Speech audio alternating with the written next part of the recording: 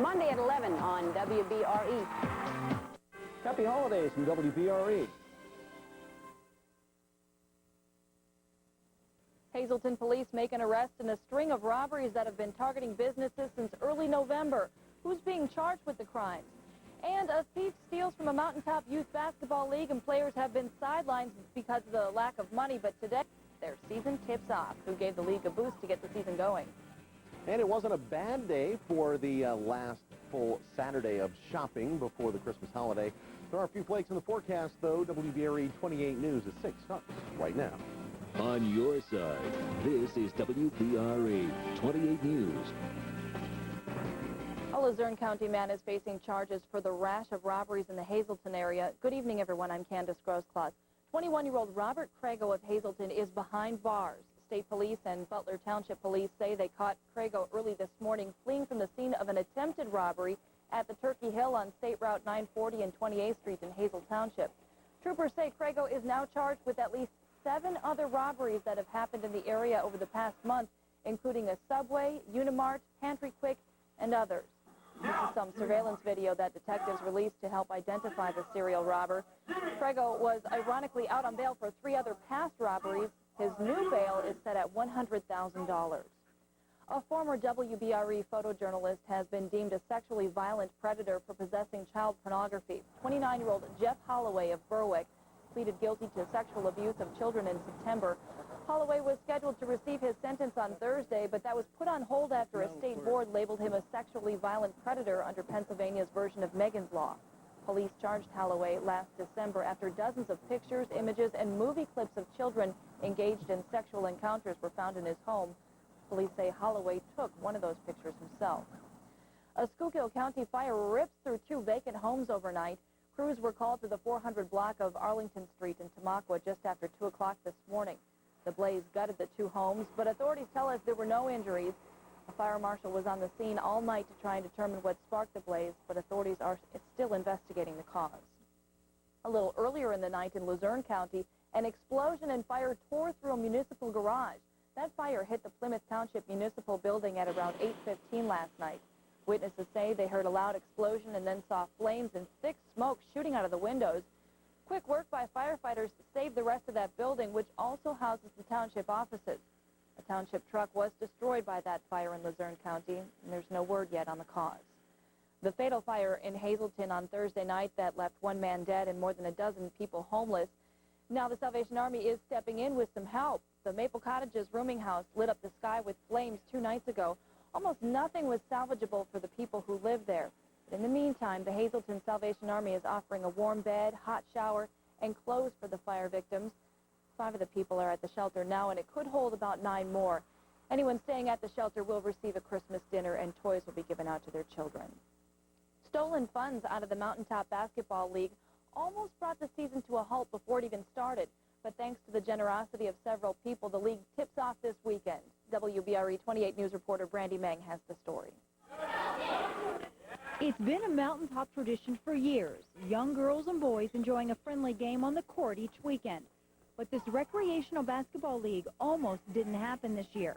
More than 370 kids are enrolled in the program, but within 2 weeks of the application process, officials with the Youth Basketball League realized that nearly $10,000 was missing out of the account.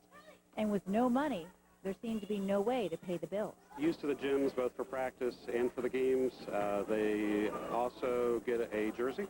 As an all-volunteer organization, they operate on a shoestring budget and rarely have extra dollars to pull from when things happen.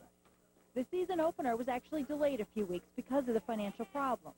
But thanks to the help of the community, the players were able to jump to their feet and hit the court on Saturday for their second game. When people found out about it, they've come out and tremendously helped us to do this because they just don't want to see the organization go away. This league is actually more than just a Saturday morning game to everyone here. It's a social thing, and it's just teaching kids to, kind of work together, and it's not all about winning. It's more about just the sport itself and having fun. Will it teach you how to, play basketball and, how to dribble and how to, box out and pick and stuff? The Wright Township Police Department is investigating the situation. Meanwhile, Coach Nelson says the players seem unfazed about what's going on behind the bench. It's taken us from a catastrophic situation to we have the league going and the kids, are happy. In Fairview Township, Brandy Mang, WBRE 28 News. The Wright Township Police Department says they're still working on an exact figure that was stolen from the account, but they say they have a solid lead in the case and are just waiting for the state's audit before making an arrest. A Luzerne County road that's been closed since September reopened this afternoon. The bridge on South Main Road in Wright Township has been closed to traffic since it was washed out from high floodwaters from Hurricane Ivan. Traffic has been detoured ever since. PennDOT is advising travelers that there is more construction to come this spring, and the road will once again be closed down as they permanently fix the problem. There's more good news for the future of downtown Wilkes-Barre. Congressman Paul Kanjorski, the Luzerne County Commissioners, and Mayor Tom Layton announced it is full steam ahead for a number of downtown projects. The congressman said they met with Federal Transit Administration who freed up $6 million. Now the city has come up with an aggressive schedule to complete the Intermodal Center by next fall. Mr. Kanjorski also added that excellent progress is being made on the $20 million South Main Street project. The Battle of the Bulge is the largest land battle in American history, and today a local college hosted a program to remember the event. The Luzerne County Community College's program Reunion and Remembrance, the 60th anniversary of the Battle of the Bulge, was held this afternoon. Veterans of World War II presented eyewitness accounts of the struggle that began back in 1944. Together, what am I doing? Sharon Stone. Did you feel like you were going to die? I feel that I did die. And Olivia Harrison, widow of former Beatle George. Intimate and revealing. Katie at Night, Tuesday at 10/9 Central on NBC.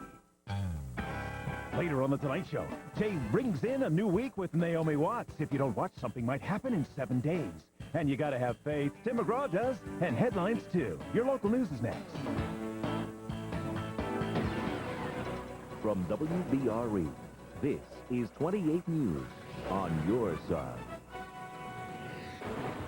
Generations of veterans in our area have relied on the VA Medical Center for health care. But will that change as the Veterans Administration reinvents itself for the future?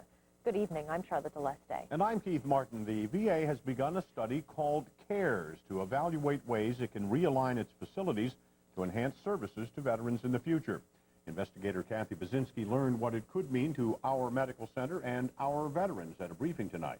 Well, guys, America's veterans are getting older and need services like adult daycare and hospice on top of traditional medical care. So the VA is studying new options to meet their needs. 70% of your enrollees are at least less than 30 minutes travel distance from a VA facility. The Department of Veterans Affairs wants to meet the changing medical needs of the men and women it serves. So it started CARES, a program with a complicated acronym which will tailor current assets to the future needs of veterans. I'm a former Marine, World War II, in the Pacific, served in the Pacific. I'm a combat wounded veteran. Marty Damiano is also a veterans advocate who's relied on the VA for health care. I was admitted 3 times here and once down Philadelphia, and the treatment was superb. I can't complain. Since Northeast Pennsylvania has a large number of older vets, the VA has developed satellite locations so they don't have to head to Wilkes-Barre for help.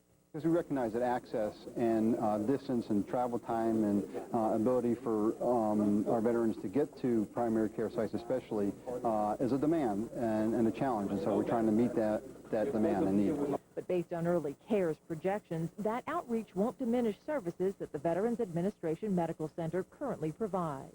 We still have an increased need for outpatient specialty care, for outpatient primary care. Medicine's going to go up to 2012. Despite shifts in service the CARES program might bring, the VA insists veterans in our area will continue to get the best care. We feel confidently that we're here for a long time to serve our veterans. And vets like Marty Damiano will hold the VA to that promise. I'm devoted to the veteran. And I continue to do it until I get called by the Supreme Commander, right? Quite a gentleman. Now, the CARES study isn't only focused on older veterans like Marty. It's also looking at ways to treat younger veterans of recent deployments, including those who will serve under the Department of Homeland Security.